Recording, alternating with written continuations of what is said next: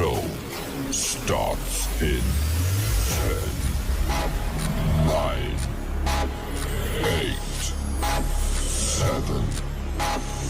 7, 6, 5, 4, 3, 2, 1, go.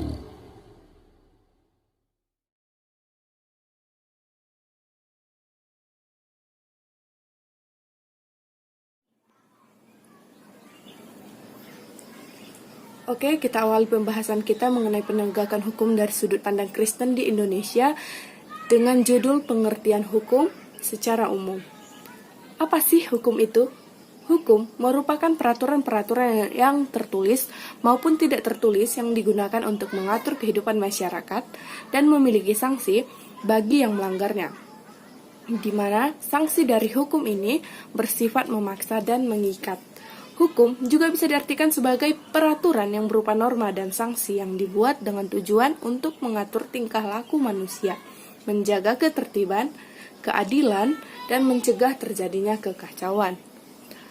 Lalu makna hukum itu sendiri apa? Melindungi seluruh manusia, memajukan kesejahteraan umum, mencerdaskan kehidupan bangsa, dan menertibkan kehidupan bangsa. Hukum menurut pandangan Kristen. Dalam Perjanjian Lama, kata hukum adalah merupakan terjemahan dari kata Torah, bahasa Ibrani yang kita kenal sebagai Taurat, atau yang diterjemahkan dalam kitab Mazmur terjemahan baru dengan undang-undang. Secara harfiahnya, kata Torah berarti mengajar dan menunjuk. Lalu, bagaimana sikap Yesus sendiri terhadap hukum itu? Ya, Tuhan Yesus mengajak kita untuk dapat memahami hukum-hukum itu, yakni apa sebenarnya kehendak Allah bagi umatnya. Keprihatiannya terhadap manusia adalah dengan menyimpulkan seluruh isi hukum yang ada dalam dua hukum, yaitu mengasihi Allah dengan hati dan dengan segenap akal budi, dan mengasihi sesama manusia sama seperti diri sendiri. Ini termaktub dalam Matius 22 ayat 3 sampai 40 dan Markus 12 ayat 38 sampai 34. Lalu hubungan hukum dengan perintah Allah itu bagaimana? Perintah Tuhan dan hukum, keduanya sama-sama harus ditaati dan dijalankan. Hukum dan perintah Tuhan sama mempunyai sanksi bagi yang melanggarnya.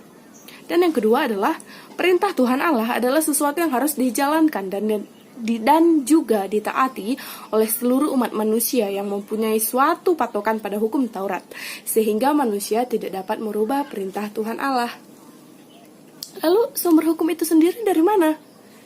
Tuhanlah sumber hukum itu sendiri. Maka hukum dari Tuhan itu terwujud dalam 3 bentuk. Yang pertama adalah hukum berupa amanat kebudayaan. Apa sih itu? Yaitu yang diberikan Allah kepada manusia pada waktu penciptaan Adam dan Hawa. Tuhan Allah memberikan hak-hak asasi manusia dan kewajiban-kewajiban asasi manusia. Itu terdapat di Kejadian 1 ayat 3. Yang kedua, hukum Taurat. Apa hukum Taurat?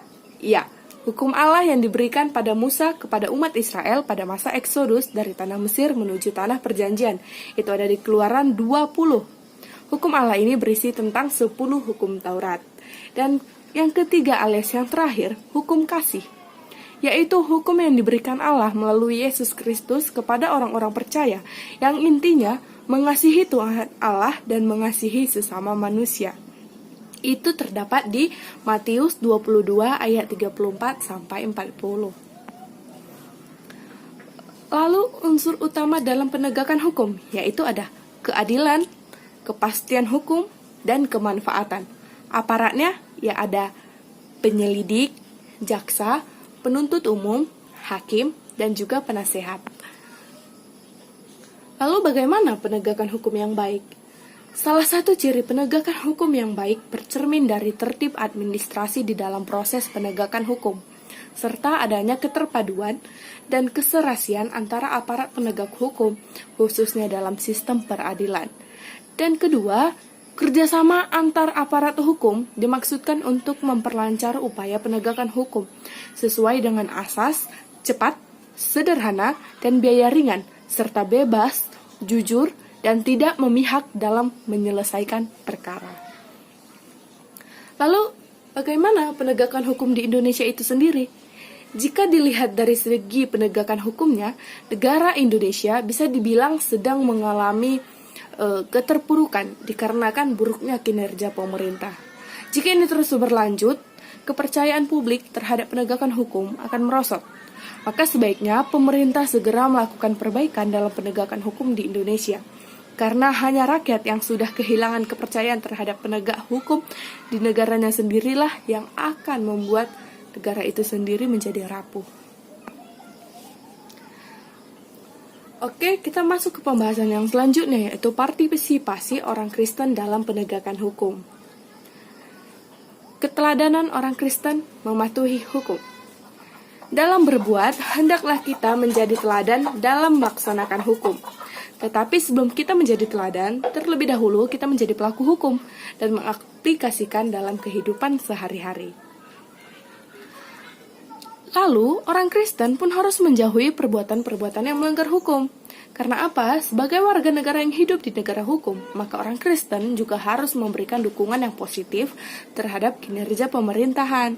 Dan orang Kristen harus tampil menjadi sosok yang memberikan dorongan terhadap pemerintah agar melaksanakan hukum yang ada dengan baik dan benar. Lalu, bagaimana contoh perbuatan melanggar hukum? Seringkali kita secara tidak sengaja melakukan ini ya. Maka dari itu, ayo kita pelajari sama-sama. Pertama yaitu praktek korupsi dan penindasan ekonomi. Firman Tuhan berkata, celakalah orang yang menggaruk bagi dirinya apa yang bukan miliknya. Celakalah orang yang mengambil laba yang tidak halal untuk keperluan rumahnya. Itu ada di Habakuk 2 ayat 6 dan di Habakuk 2 ayat 9. Lalu apalagi? Perilaku melecehkan aparat hukum. Rasul Paulus berkata, kepadamu semua lembaga penguasa, baik kepada raja sebagai pemegang kekuasaan yang tertinggi, maupun kepada wali-wali yang diutusnya, untuk menghukum orang-orang yang berbuat jahat dan menghormati orang-orang yang berbuat baik. Ini ada di dalam 1 Petrus 2 ayat 13 sampai 14. Lalu kita masuk ke judul yang terakhir, yaitu orang Kristen memberi suara nabiah. Oke, yang pertama, suara nabiah adalah suara berupa sumbangan pikiran sehat, kritikan, teguran, dan proses terhadap praktek-praktek pelanggaran hukum dalam masyarakat. Paulus memberi nasihat kepada orang Kristen.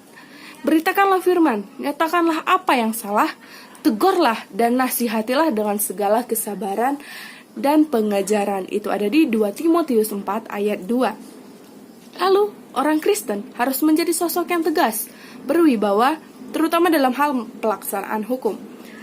Karena tertulis di Matius 5 ayat 37, jika ya, hendaklah kamu katakan ya. Jika tidak, hendaklah kamu katakan tidak. Apa yang lebih daripada itu berasal dari si jahat. Sekian dari saya, lebih dan kurang saya mohon maaf. Saya akhiri dengan ucapan terima kasih dan shalom. Tuhan memberkati.